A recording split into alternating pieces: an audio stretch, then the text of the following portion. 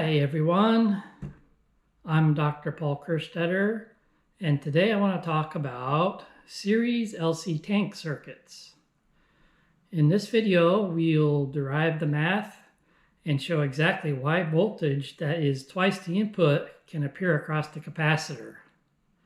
Then I'll walk through an LTspice simulation, and finally I'll explain why an LC tank circuit with an added series resistor is often used as a typical model for an IC pin. Let's get started. This is the presentation, why your IC pins ring and how to predict it. Understanding a common circuit model used for IC pins. Shown in the slide is an LC tank circuit connected to a step voltage source Vin. The step source models what happens if power is suddenly turned on. Before startup, the inductor current is zero and the capacitor has zero charge. When the supply turns on, the inductor current begins to ramp up slowly because inductor current cannot change instantaneously. Similarly, as the inductor current flows into the capacitor voltage ramps up because capacitor voltage cannot change instantaneously. An interesting phenomena occurs when the capacitor voltage becomes equal to Vin. Because the inductor current cannot change instantaneously, it continues to charge the capacitor beyond Vin. In fact, the capacitor voltage will peak at approximately twice the input voltage. In the next slide, we will derive the math that describes the capacitor voltage, Vc. To solve for the voltage across the capacitor in the time domain, we will make use of the Laplace transform. The necessary transforms for the inductor, capacitor, and step function are shown on the slide. The solution for the capacitor voltage in the time domain is shown on the slide.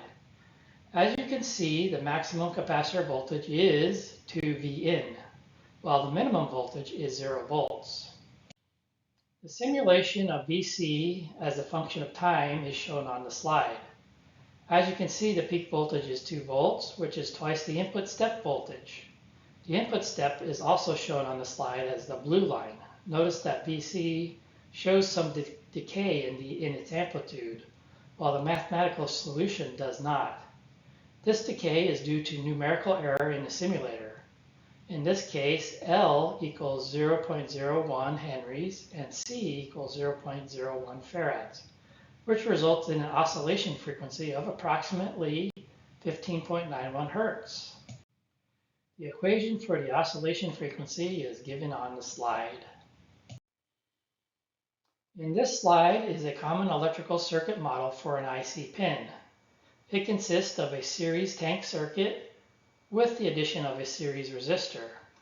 The component values come from the IBIS model for the AM275 DSP microcontroller available on TI's website.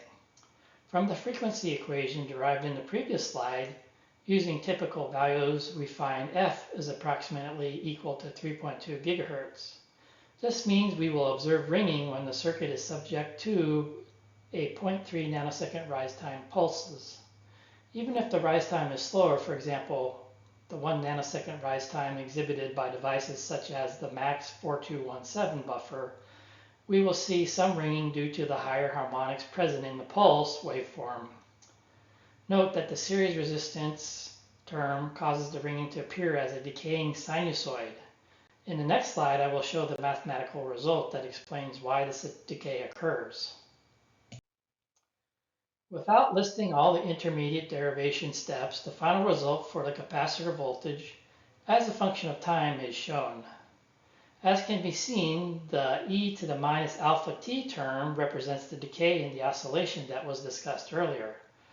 The oscillation frequency is slightly modified from the previous result for the ideal LC tank circuit derived earlier, but for the values we are using from the IBIS model, the difference is minimal.